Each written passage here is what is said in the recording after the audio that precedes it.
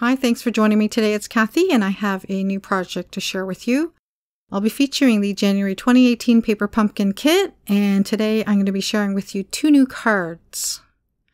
Alright, we're going to get started with today's project.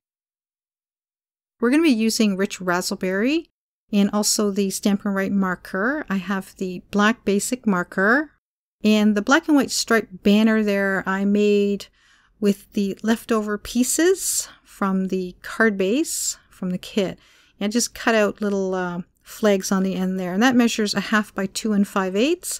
And the vellum piece is from the kit that I was going to use for another project, but I decided I'm going to just use it for this one instead of chucking it. The white panel is 4 1/4 by 5 1/2 inches.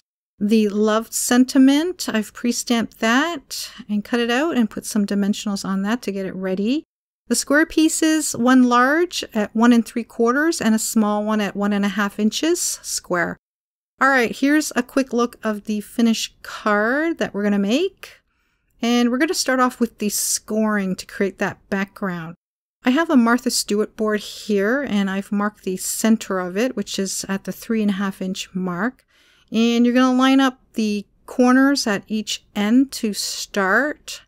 And just score at 3 1/2, and then we're going to score 1 inch across, so 4 1/2 inches, 5 1/2 inches, and then 6 1/2 inches, just to do that little small section there.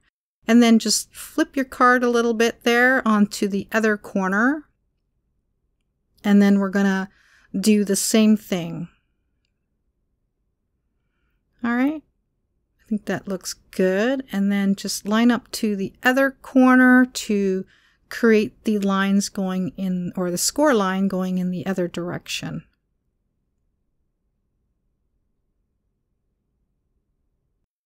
This crisscross look is kind of elegant to me, and I really like it. I don't do it that often, so I thought I'd do it for this card.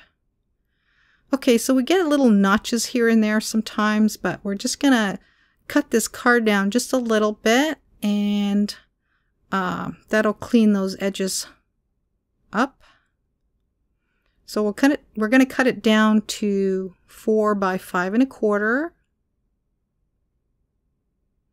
And because we scored this panel entirely, it kind of gets a little bit flimsy, so I'm going to foam tape it to get it nice and firm.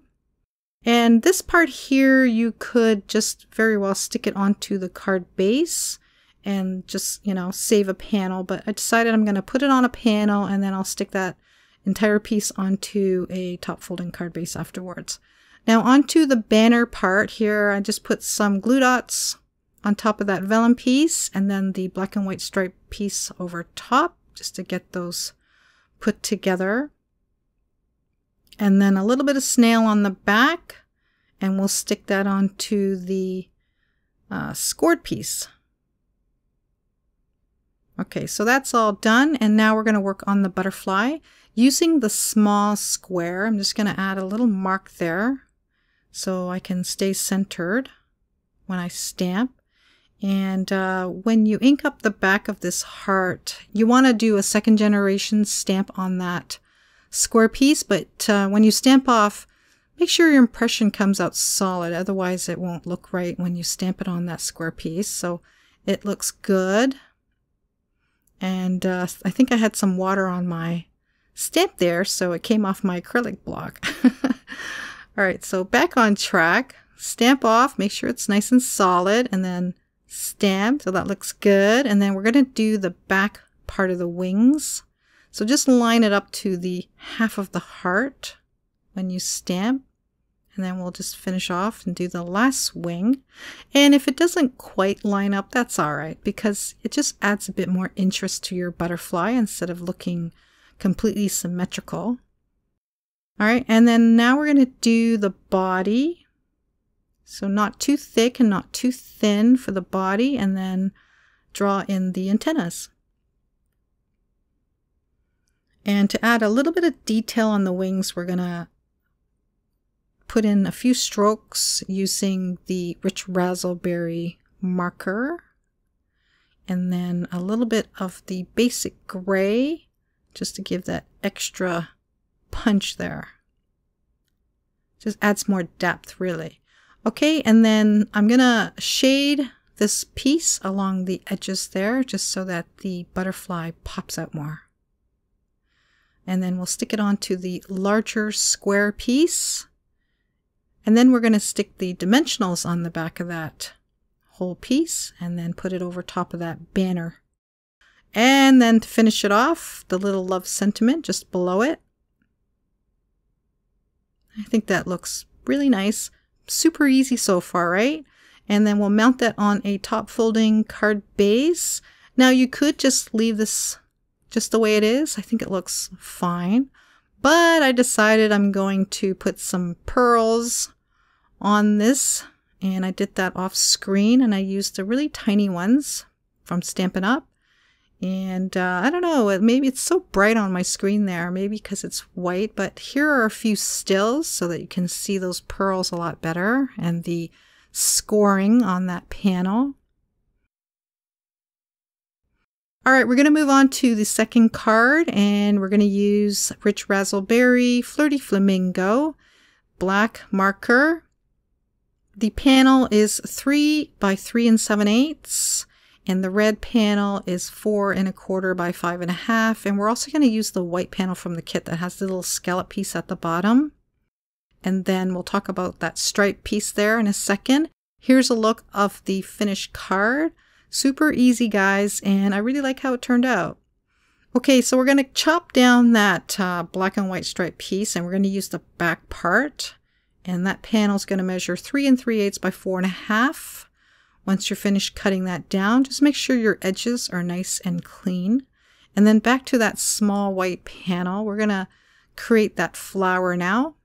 Just getting my stamps or my inks ready there.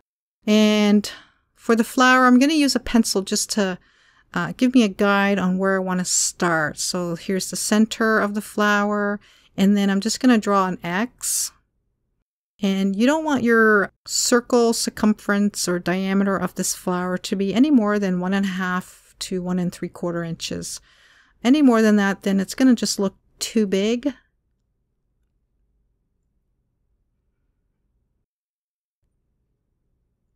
Once you get your little circle look here, then you can just start adding all of your lines.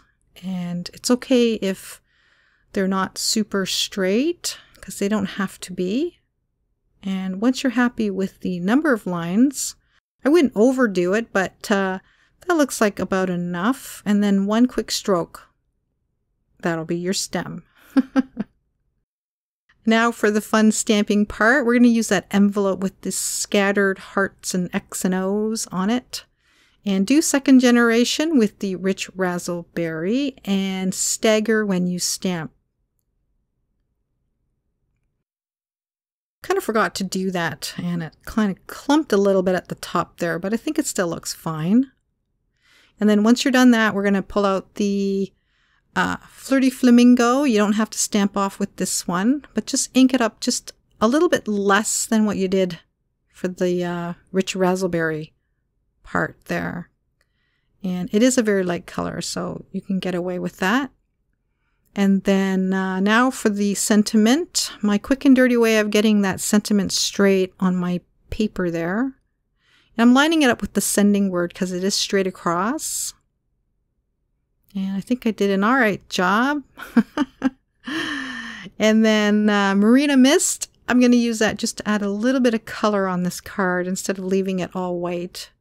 But if you like the white look, you can just omit this part. Okay, and then we're going to stick it onto that little panel from the kit with the scallop bottom. So we're going to have about a 1/16 inch border around this piece. And the ribbon is also from the kit. I just cut a piece off and I'm going to fasten it to the back of the panel with some tape. And I don't normally do this kind of knot bow, but I thought I'd do it for this card. Not too hard, really. You just need a sharp pair of scissors. And I did put a glue dot on the bottom of that ribbon there just to keep it still. Alright, so the entire panel, flower panel, I'm going to put dimensionals on that, and then we'll just stick that over top of the black and white stripe panel. And I really like the contrast between the two. And then we'll stick it also onto the red panel, which adds that extra punch, don't you think?